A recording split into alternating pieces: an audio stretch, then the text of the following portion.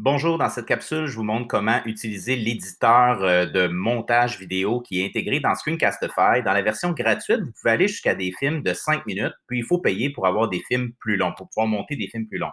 Alors, pour des petits montages, des petites manipulations de base, c'est très, très intéressant. Si on fait rapidement un petit tour, là, on a le ciseau pour couper une séquence, on peut la rogner, donc couper une partie d'une image, on peut zoomer à l'intérieur de celle-ci, puis ajouter un titre. Puis ici, ben, on peut naturellement le jeter. Ici, on a le curseur de zoom pour les séquences. Et finalement, le plus ici bleu, que je vais utiliser pour aller chercher une vidéo soit sur mon ordinateur ou sur mon Google Disc. Donc, vous ne verrez pas la fenêtre là, d'explorateur de fichiers, mais je m'en vais chercher à l'instant une vidéo qui est sur mon ordinateur. Donc, j'ai fait exprès de ne pas prendre une vidéo là, qui a été faite avec Screencastify. Donc, ça vous montre qu'on peut utiliser vraiment une vidéo de n'importe où finalement. Et si je veux en ajouter une autre, ben, je pourrais réappuyer sur mon plus et aller chercher une autre séquence qui va s'ajouter dans ma fenêtre de montage. Donc, ici, je vais m'offrir un zoom assez élevé pour avoir le détail de toute ma séquence. Et sans plus tarder, ben, je vais commencer à faire de la coupure, donc du montage. Donc, ma séquence, ça se termine ici, un noir. Alors, je vais couper ma séquence. Donc, j'ai cliqué pour sélectionner et mettre ma tête de lecture ici pour la bloquer à cet endroit-là précis. Et j'appuie sur le ciseau. À ce moment-là, je me retrouve avec deux séquences, à gauche et à droite. Je vais me débarrasser de celle-ci simplement en la sélectionnant et en allant cliquer sur la poubelle. Donc, vous voyez que déjà une première manipulation est possible. Ensuite, je vais ajouter un titre, pardon. Alors, je vais positionner ma tête de lecture encore une fois à l'endroit souhaité. J'appuie sur le T pour ajouter du texte. Et là, j'ai un micro-éditeur de titre, mais qui est bien suffisant. Alors, je pourrais juste écrire ici ma première programmation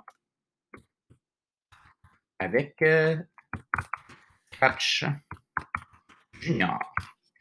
Donc, je peux choisir, j'ai un choix de certaines polices de caractères. Je peux, là, il faudrait que je sélectionne mon texte, ça aiderait. Donc, ici, je peux dire, bon, ben, ça va être avec ça. Non, finalement, Roboto était plus cute. Puis, je peux choisir une nouvelle couleur. Je peux aller chercher un fond, gras ou pas gras. Puis, changer ici si c'est centré, droit. Bon, il y a quelques options, sont toutes ici. Cherchez pas plus. Et ici, ben, dans ma fenêtre d'édition, ben, je peux ici raccourcir le temps de mon titre ou, au contraire, l'augmenter et je peux déplacer mon titre pour dire, ben, commence au début tout à fait ou en plein milieu et je pourrais en ajouter d'autres aussi. Pas obligé d'avoir un seul titre pendant toute ma vidéo. Finalement, pour vous montrer un peu qu'est-ce qu'on peut faire d'autre aussi, c'est que vers la fin, mon bonhomme, il s'avance et il y a une bulle qui apparaît. Alors, pour cette séquence-ci, je voudrais que ce soit plus zoomé à l'intérieur. Alors, je place ma tête de lecture au bon endroit. Je vais couper ma séquence pour avoir deux séquences ici distinctes.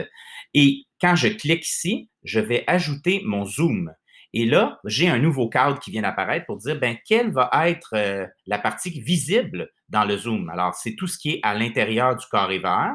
Puis, j'ai même la transition que je peux aller augmenter. Donc, ça, c'est la douceur, dans le fond, à laquelle le temps que ça va prendre pour faire le zoom. Donc, je vais l'augmenter pour qu'il soit plus doux possible. Donc, je vais aller jusqu'à 1 seconde et demie. Puis, je peux aller jusqu'à 0,7 secondes pour la fin parce que je n'ai pas d'autres clips après. Alors, je clique ici à l'extérieur, je mets mon curseur au départ et je fais lecture. Mon titre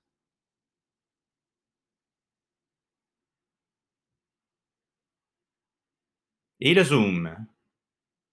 Et voilà, mon montage, entre guillemets, est terminé. Et en haut à droite, j'ai exporté. Donc, je peux sortir ma vidéo soit en MP4 directement sur mon poste informatique ou l'envoyer dans mon Google Disc aussi immédiatement. Donc, c'est un outil qui est fort pratique, tout simple. L'exploration ne prend pas beaucoup de temps, comme vous pouvez voir, et ça permet des petites manipulations bien intéressantes, ne serait-ce que couper à l'intérieur d'une séquence une partie qui ne nous intéresse pas et ne garder que l'essentiel. Donc voilà, en espérant le tout utile, c'est à essayer pour vous et pour vos élèves.